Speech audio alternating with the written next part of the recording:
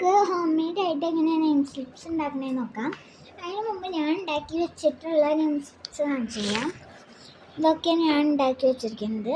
ഇനി അത് ഉണ്ടാക്കുന്ന രീതി ഞാൻ പറഞ്ഞുതരാം. ഒരെണ്ണം ഞാൻ ഉണ്ടാക്കി കാണിച്ചു തരാം കേട്ടോ.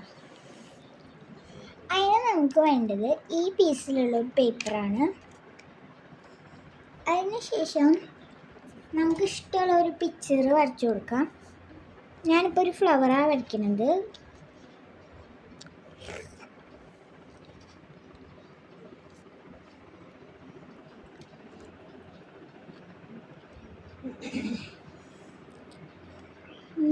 ഞാൻ ജസ്റ്റ് ഒന്ന് വെറുതെ ഒരു ഫ്ലവർ വരച്ചതാണ്. ഞാൻ ഇതേപോലെ നല്ല ഭംഗിയുള്ള പിക്ചേഴ്സൊക്കെ ഗൂഗിളിലൊക്കെ നോക്കിയാൽ കിട്ടും. ഇനി നമുക്ക് ഈ ഫ്ലവറിന് കളർ ചെയ്ത് കൊടുക്കാം.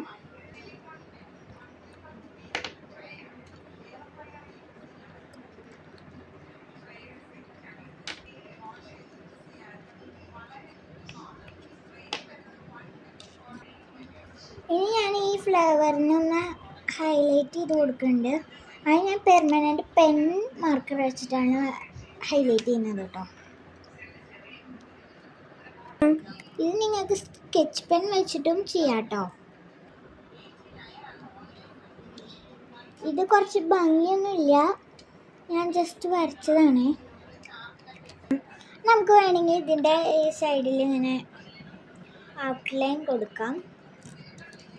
നിങ്ങൾക്ക് വേണമെങ്കിൽ സ്കിപ്പും ചെയ്യാം, വേണമെങ്കിൽ ചെയ്യുകയും ചെയ്യാം കേട്ടോ. ഇത് പ്ലെയിൻ ആയിട്ട് മാത്രമല്ല, നമുക്ക് ഇങ്ങനെ കുറേ പാറ്റേൺസിലും ചെയ്യാൻ പറ്റും. ഞാൻ ഇതിൽ ചെയ്തിട്ടുണ്ട് കുറേ പാറ്റേൺസ്. ഞാനിതിപ്പോൾ കാണിച്ചു തരാം. ഇതേപോലെ കുറേ പാറ്റേൺസിൽ നമുക്ക് ചെയ്തെടുക്കാൻ പറ്റും. ഇതുപോലെ ഞാൻ പ്ലെയിനായിട്ട് ചെയ്തിരിക്കുന്നതാണ്. ഇനി നമുക്ക് ഇതിൽ നമ്മുടെ നെയിം സ്ലിപ്പിലെ മെയിൻ ഐറ്റം പേര്, സബ്ജക്റ്റ്, ക്ലാസ് അതൊക്കെ എഴുതിയെടുക്കാം.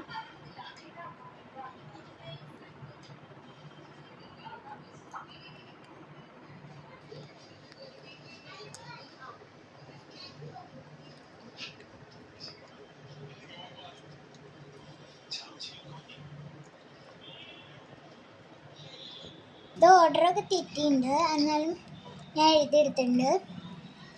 നമുക്കത് സ്റ്റിക്ക് ചെയ്യണം. സ്റ്റിക്ക് ചെയ്യുമ്പോൾ ഒരിക്കലും ആരും സെല്ലോ ടേപ്പ് ഇവിടെ കവർ ചെയ്യരുത് കേട്ടോ. അപ്പോൾ നമുക്ക് പേരൊന്നും എഴുതുമ്പോൾ മാഞ്ഞു പോവും, അങ്ങനെ കവർ ചെയ്യാൻ പാടില്ല. ഇനി നമുക്കിത് സ്റ്റിക്കാവാൻ വേണ്ടിയിട്ട് സെല്ലോ ടേപ്പ് ഞാൻ 2 സൈഡിൽ ഒട്ടിച്ച് കൊടുക്കുന്നുണ്ട്.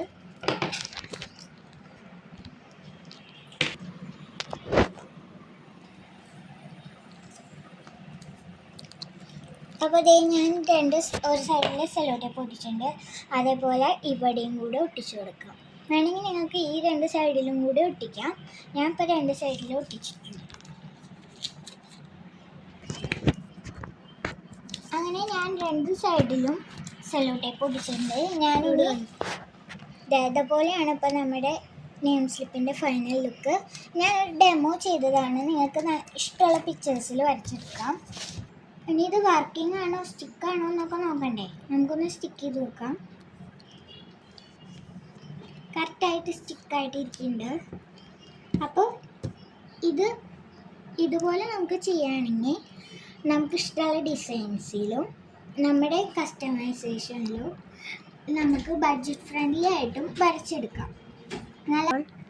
നല്ല പിക്ചേഴ്സ് കിട്ടണമെങ്കിൽ ഗൂഗിളിൽ അല്ലെങ്കിൽ പിൻട്രസ്റ്റ് പോലെയുള്ള ആപ്പുകളിലോ സെർച്ച് ചെയ്താൽ മതി.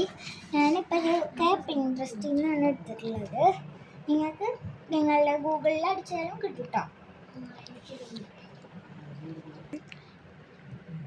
ഇനി ഇതുപോലെയുള്ള യൂസ്ഫുൾ വീഡിയോസിന് വേണ്ടി ഈ ചാനൽ നിങ്ങൾ നോക്കുക. ഇതുപോലെ വേണമെങ്കിൽ നിങ്ങൾ കമൻറ്റ് ചെയ്യും.